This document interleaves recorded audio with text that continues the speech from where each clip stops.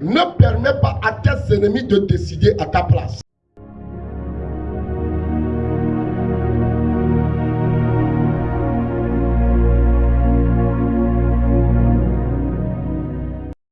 Genèse chapitre 22 et le verset 17. Je te bénirai et je te multiplierai et je multiplierai ta postérité comme les étoiles du ciel et comme le sable qui est sur le bord de la mer. Et ta postérité possédera la porte de ses ennemis. C'est Dieu qui parlait à son bien-aimé Abraham. Dieu lui fait toujours des promesses concernant lui-même, concernant sa postérité. Et une des promesses, je te bénirai, je te multiplierai comme le sable de la mer. Mais dans tout cela, ta postérité possédera la porte de ses ennemis. Cette parole-là est très importante et doit attirer notre attention. Ta postérité possédera la porte de ses ennemis. Pourquoi posséder la porte de ses ennemis? Souvent quand on parle de la porte, c'est le lieu de conseil. C'est là où se tiennent les réunions. Tes ennemis livreront leur porte à ta postérité. Moi l'Éternel, je le ferai comme ça. Afin que tes ennemis, qui sont aussi les ennemis de ta postérité, ne pourront pas régner à leur propre porte. Parce qu'à leur porte, ils prendront des décisions. Genèse chapitre 9, verset 1 au verset 3. Les deux anges arrivèrent à Sodome sur le soir. Et Lot était assis à la porte de Sodome. Quand Lot les vit, il se leva pour aller au-devant d'eux et se prosterna la face contre terre. Puis il dit, voici, mes seigneurs, entrez, je vous prie, dans la maison de votre serviteur et passez-y la nuit. Lavez-vous les pieds. Vous vous lèverez de bon matin et vous poursuivrez votre route. Non, répondit-il, nous passerons la nuit dans la rue. Mais Lot les pressa tellement qu'il vint chez lui et entrait dans sa maison et il leur donna un festin et fit cuire des pains sans levain et ils mangeaient. Voyez un exemple. Lot connaissait cette réalité. Il n'était pas assis devant la porte de sa maison, non. Il était assis à la porte de la ville lorsque les anges qui étaient venus pour détruire la ville étaient arrivés. Et parce que Lot était assis à la porte, il a vu les anges arriver. Ce que les autres n'ont pas encore vu, lui l'a vu. Pourquoi? Parce qu'il est assis à la porte. Même la décision de Dieu concernant Sodome, Lot sera averti concernant cela. Genèse au chapitre 4, verset 7.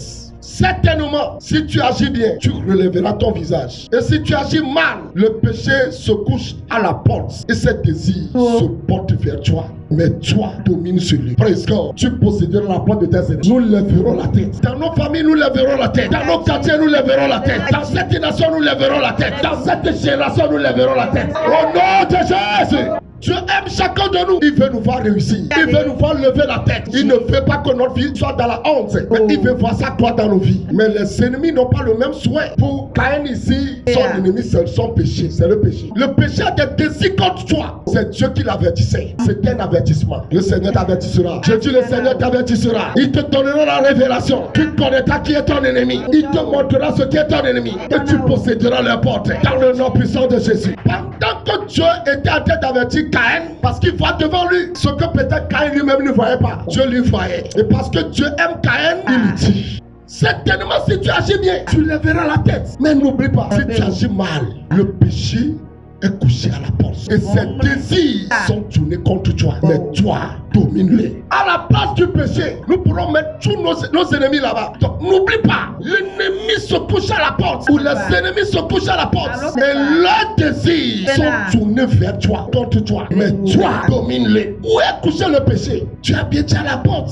Et il t'attend. Je prophétise sur chaque membre de cette église. Vous dominerez sur vos ennemis. Par la grâce de Jésus, vous dominerez sur vos ennemis. Et vous posséderez les portes de vos ennemis. Dans le nom puissant de Jésus. Mais n'oubliez pas, nous avons tous des ennemis. Et les ennemis ne chercheront jamais ton bien. Ils te combattront. Ils chercheront ta perte. Ils chercheront à t'oppresser. Ils chercheront à te dénuder. Ils chercheront à te mettre dans la honte. C'était le cas de Caïn. Mais à cause de l'amour de Dieu, tu l'avertis. Si tu agis bien, si tu prends des décisions, si tu ne laisses pas tes ennemis décider pour toi, c'est que tu lèveras la tête. Mais si tu agis mal, si tu ne pries pas, si tu ne prends pas de bonnes décisions, si tu laisses tes ennemis décider de comment sera ton avenir, si tu laisses tes ennemis décider de comment sera ton avenir, de comment sera ta journée, de comment sera ta nuit, de comment sera ton mariage, de comment sera tes finances, n'oublie pas, les ennemis là sont couchés à la porte. Ne permets pas à tes ennemis de décider à ta place. Un ennemi, c'est tout ce qui cherche à te bloquer dans la vie. Ne lui permet pas de décider à ta place. La décision dans la vie est très importante. Et ça,